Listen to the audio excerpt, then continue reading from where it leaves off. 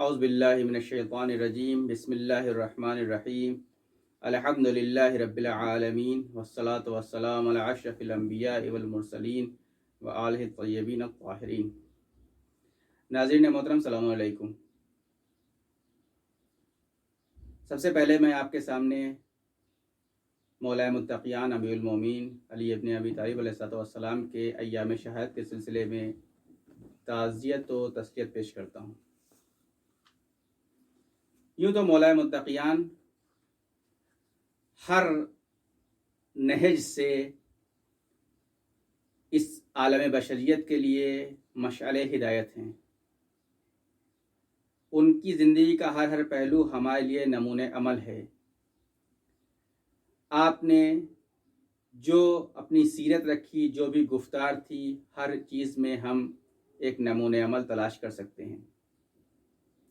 لیکن ہم اپنی آج کی گفتگو میں امام علی علیہ السلام کے اس وصیت نامے کا تذکرہ کریں گے جو آپ نے اس وقت ارشاد فرمایا ہے، اس وقت وصیت کی ہے جب ابن ملجم کی تلوار، زہر آلود تلوار آپ کے سر کو شکافتہ کر چکی تھی۔ یعنی 19 رمضان سے 21 رمضان کے بیچ کا جو فاصلہ ہے، یعنی آپ کی ضربت یا شب ضربت سے یوم شہادت کے ایام کے بیچ میں آپ نے یہ وصیت ارشاد فرمائی ہے۔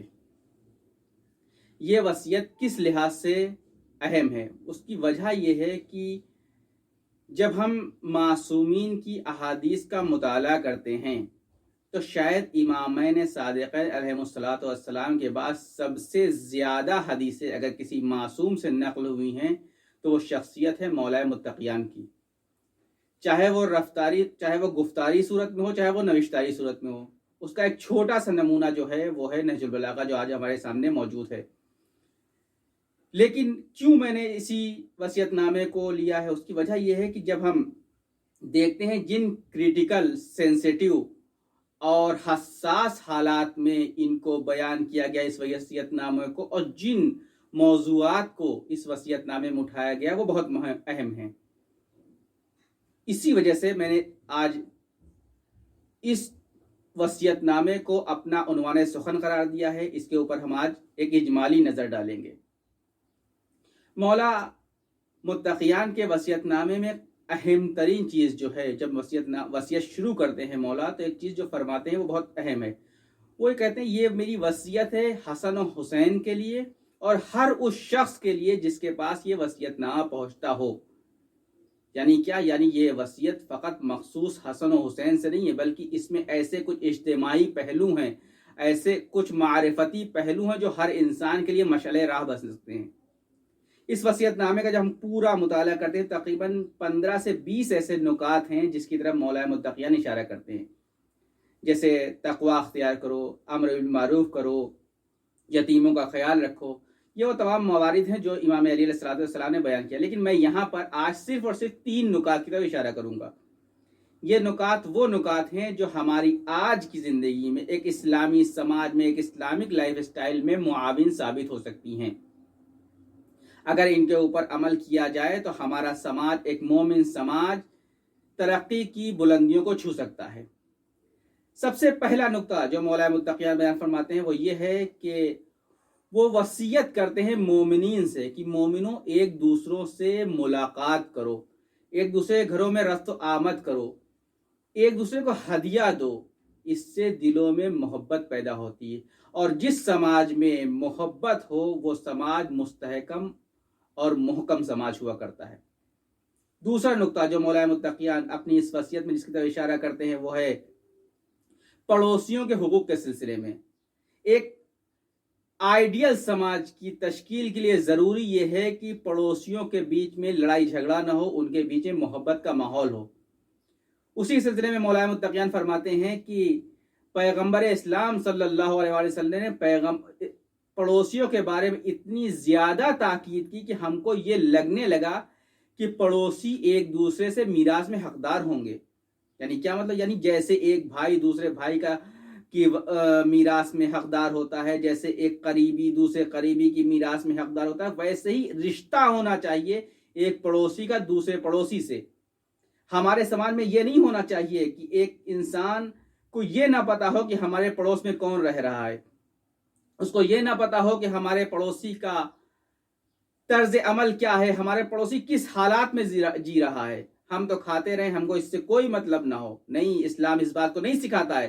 اسلام یہ کہتا ہے کہ تم اپنے ساتھ ساتھ اپنے پڑوسی کا بھی خیال رکھو، دیکھو، اس کی خبرگیری کرتے رہو۔ اور تیسری چیز جو بہت اہم ہے اور آج کی لائف سٹائل، آج کے سماج کے لیے میری نظر میں سب سے زیادہ اہم ہے، وہ یہ ہے کہ امام علی علیہ السلام فرماتے ہیں کہ چونکہ ہم جس سماج میں رہتے ہیں، ہر سماج میں کہتے ہیں نا، جب کہیں بھی دو برتن ہوں گے تو وہ کھڑکتے ہیں، یعنی آپس میں اختلاف ہونا ایک طبیعی سی چیز ہے، نیچرل چیز ہے۔ لیکن مولا متقیان فرماتے ہیں دو مومنین کے درمیان میں یا مومنین کے دو طبقوں کے بیچ میں صلح و آتشی کروانا بہت بڑا ثواب رکھتا ہے۔ پھر اس ثواب کا تذکرہ کرتے ہوئے مولا متقیان اپنی وصیت میں آگے فرماتے ہیں کہ دو مومنوں کے بیچ میں اختلافات کو دور کرنے کا ثواب اتنا ہے جیسے 1 سال نماز اور روزے کا ثواب ہوتا ہے۔ کیوں؟ کبھی ہم نے غور کیا ہے؟ کیونکہ جب مومنین کے بیچ میں اختلاف پیدا ہوگا، یہ نیچرل چیز، اختلاف ہوتا ہے کسی نے، جب دو آدمی ہوتے ہیں، دو طرح کی سوچیں ہوتی، دو طرح کے رد عمل ہوتے ہیں، تو اختلاف ہونا طبیعی چیز ہے۔ لیکن ان اختلافات کو دلوں میں کدورت کا سبب نہیں بننے دینا چاہیے۔ اگر اختلافات پیدا ہوتے ہیں تو دوسرے مومن کی ذمہ داری یہ ہے کہ ان مومنین کے بیچ میں ان اختلافات کو ختم کرے، آشتی کروائے، صلح کروائے، ان کے بیچ میں، ان کے درمیان محبت پیدا کروائے، دوستی پیدا کروائے۔ یہ وہ عوامل ہیں جو ایک بہتر اسلامی سماج کی تشکیل میں معاون ثابت ہو سکتے ہیں۔ مولا علی نے جو یہ فرمایا ہے، ایک مولا ہیں، یہ وہ ہیں جو ہمیں ایک بہترین لائف سٹائل کا درس دے رہے ہیں۔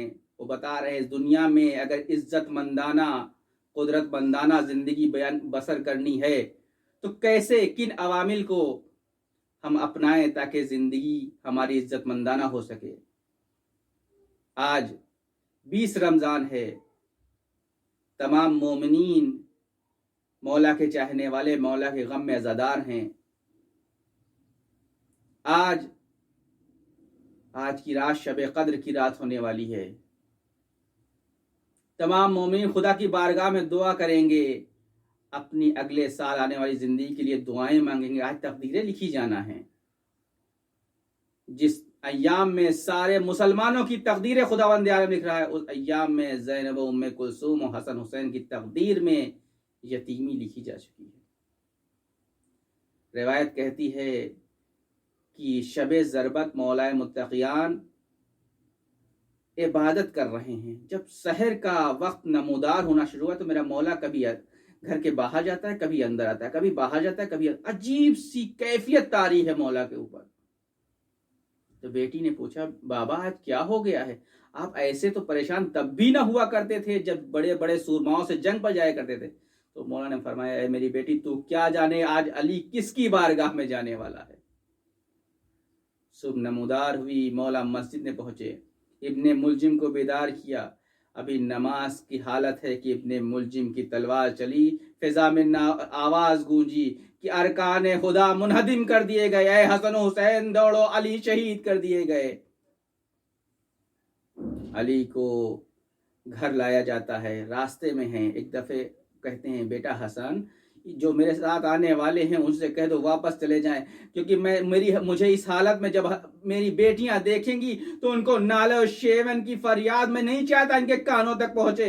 ہائے میرے مولا آپ کو کتنا خیال ہے ان کی آوازوں کو محرم کے کانوں میں نہ پہنچنے دینے کا، لیکن ہائے میرے مولا یہی زینب و ام کلثوم ہوں گی، یہی کربلا کا میدان ہوگا، یہی کوفہ ہوگا، یہی شام ہوگا، اور منادی ندا دے رہا ہوگا ایک تماشا دیکھنے والوں آؤ آؤ دیکھو یہ زینب و ام کلثوم ہیں، یہ علی کی بیٹیاں ہیں جو دیار بدیار ننگے سر پھرائی جا رہی ہیں۔ آخر میں خداوند عالم سے دعا ہے خدایا ہمیں شب قدر میں مولا متقیان کے ارشادات اور فرمودات پر چلنے کی توفیق عنایت فرما اور ہمیں ویسا خدایا بنا دے جیسا تو چاہتا ہے۔ والسلام علیکم ورحمۃ اللہ وبرکاتہ۔